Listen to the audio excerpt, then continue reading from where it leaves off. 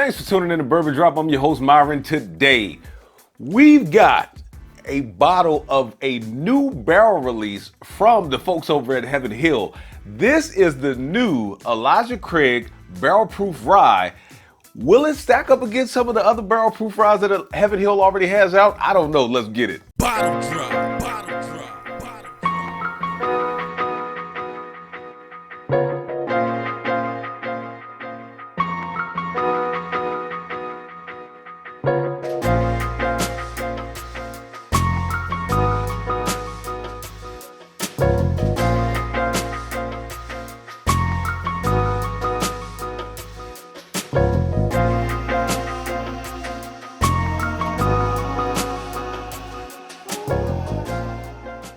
Like I said, this is the new barrel proof release from Heaven Hill. This is the Elijah Craig Barrel Proof Rye.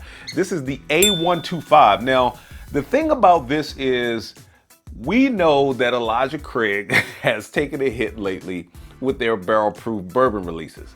This one though comes in at 12 years, 3 months old and 108 proof. It's still barrel proof. It may have been on the lower rickhouse floors, maybe, and when they blended a lot of those barrels, it got around 108. I don't know. I've had some higher proof ryes. Like I've had the Knob Creek rye that I just had on the table in the last video. I think that was 127. I had the J. Rager Private Stock rye, that's 146.2. So ryes can get up there. I mean, even some of the Sagamore Casters, I think around 113, 114. The Pikesville actually started in Maryland, but it was bought by Heaven Hill. I can't remember when they took over ownership, but the Pikesville comes in at 110. So I think it's going to be a fun matchup to do the Pikesville, the Sagamore, and then the Elijah Craig rye. Now the Rittenhouse rye, I don't think they do any barrel proofs on the Rittenhouse rye. I thought that the Elijah Craig rye and the Pikesville rye had the same mash bill. That is not the case. The Elijah Craig rye actually has the same mash bill as Rittenhouse, but I guess the Rittenhouse is probably a little younger, being bottled and bond at 4 years old. They probably let these age, well, not the barrel proofs, but the regular Elijah Craig age a little longer, probably around 6 years old. Anyway, the Toasted was a beast. This one right here, the regular Elijah Craig, I like the Toasted more with the cigar. That's where, to me, that's where it really shines. The difference in mash bill though, so the Pikesville comes in at 51, 39, 10. So that's still a barely legal rye, where the Rittenhouse and the Elijah Craig come in at 51, 35, 14. So, you know, you've got a little bit of a difference in, I guess, percentages when it comes to the corn. Does that really make a difference? According to the World Wide Web, the Google, if you want to call it that, it does kind of make a little bit of a difference. They say that the Rittenhouse, the Pikesville comes off just a little bit sweeter, where the Elijah Craig comes in with a little bit more floral notes. I did have some. Is that necessarily true? Side by side, I don't know. I'd have to do a blind, but yeah, I don't want to say it's sweeter, but I did pick up more of the floral notes, like they said, in the Elijah Craig. The Pikesville was the very first rye that I ever got like this pink bubblegum note out of. And I think I picked that up out of this Elijah Craig barrel proof. So let's get into the nose. Elijah Craig Heaven Hill products always smell like nothing but old damp wood. It is crazy until I get into the second sip. Sometimes I can pick some of those notes up on the first sniff, but after the second sip, that second nosing is where it really tends to shine. So let's go ahead and get into the palate.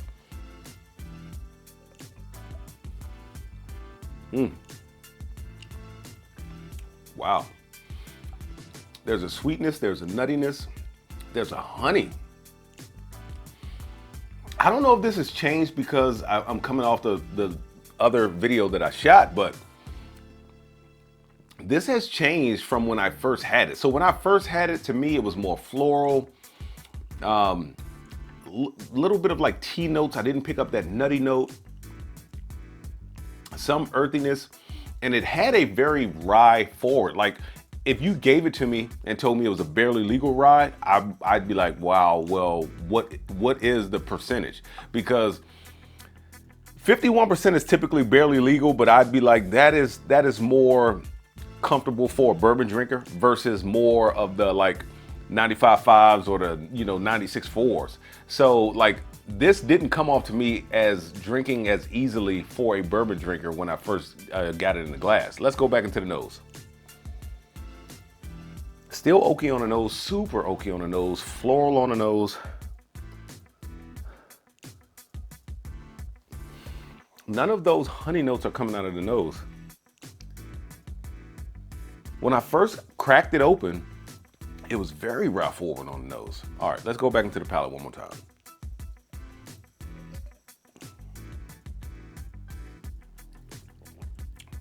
Now those rye notes are starting to come out more. That honey is actually still there, but the honey actually comes out more on the mid to the finish. The rye notes creep in on the front where you get that raisin, you get that grape, you get that plum, you get that date. And then it turns into this honey, like really thick honey, very viscous mouthfeel, but a very viscous, rich, thick honey.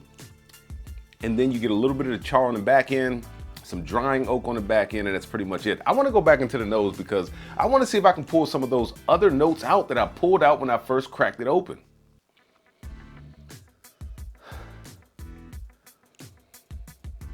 Possibly starting to pick up some of those like date notes. Yeah, more fig notes now.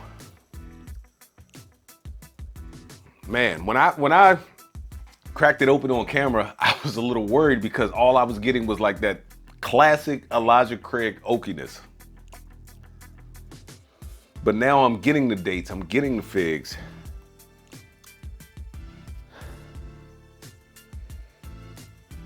A little bit of a, and I don't know why I get this, maybe on high rye bourbons and ryes, there's a little bit of like this maple note. And I actually picked up a little bit, like I said, I picked up a little bit of what I thought was that pink bubblegum note up when I first cracked it open, but I am not getting that right now. All right, back into the palate for the third time, then we'll get into the breakdown, I promise.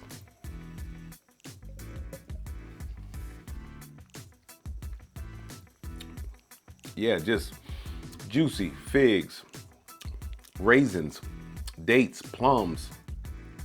Then you get the oakiness, a little bit of charry, notes come through, and that's pretty much it.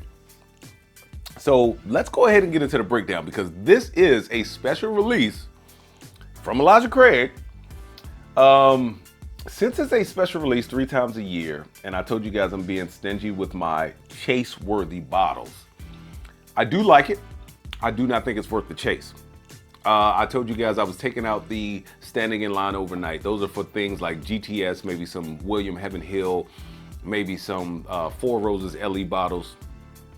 So when I talk about chase now, it is purely worth like chasing from store to store, going around from store to store, driving in between, looking at checking your text messages on what stores just dropped. If you're in VA, you know, because they go by like the number system. I don't think it's worth the chase. And I know I just said that. It's not worth the chase. I like it though. Is it worth picking up to have on the bar if you see it? Yes. But worth the chase? No. Is it worth retail? $74.99, 75 bucks. I think it's worth retail. I do. I think it's worth retail. I think it is a very solid bottle. It is a very solid bottle. Now, I might come back to this thing in a week and be like head over heels for it. Right now, I think it is very solid. You notice I don't have any of the Elijah Craig barrel proofs on the table. I kind of wanted to just limit it to the ryes. I thought about doing like the whole barrel proof line from Heaven Hill, but those Elijah Craig barrel proofs have kind of dipped to some people. The A125 I just refuse to buy. The B525, I think Kevin has that now at a S&W. It's I think $79.99. I don't think I'm gonna buy another one until I hear that is like phenomenal. Like you can't live without it. But I do, getting back to the original, I do think this is worth retail. Who is it for? At 108 proof, I would actually give this to an intermediate bourbon drinker.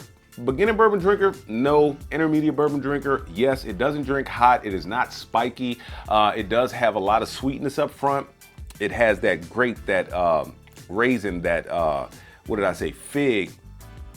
But it is not off-putting in the least. So intermediate to experienced bourbon drinkers, I think will get along with this bottle just fine. This is a super solid bottle, and it's 12 years old. Now, if you notice, they didn't put the 12 years on the side of the bottle like they used to. Heaven Hill is like, we're gonna give you what we're gonna give you, and we're just gonna put it on the front of the bottle and let it be. Will it always be on the bar? As of right now, these are new releases, just like, wow, I left it. Oh, I didn't put it over here. So the Bernheim wheat whiskey, the barrel proof Bernheim wheat whiskey. Like A was great. The B923, I think it was, because I think that's when they first released it. That was not as great. So I was kind of 50-50. And then everything after that was actually pretty good. So I'm gonna wait. From what I see right now, yes. Will I go out and like rush out and buy another bottle? No, but like say, I don't know, I should have done my homework because I don't know if they're gonna do an A, B, and C batch like Elijah Craig bourbons, or if they're gonna do an A and B batch like they do with the Bernheim.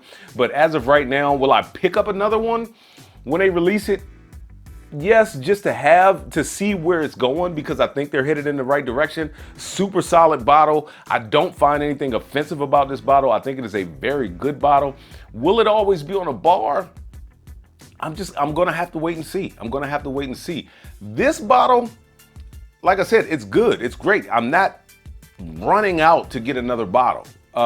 But if every release was like this, then yeah, I'd buy every release. I mean, because I think that it is that good.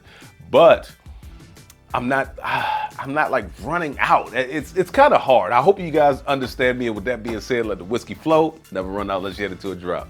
Till next time.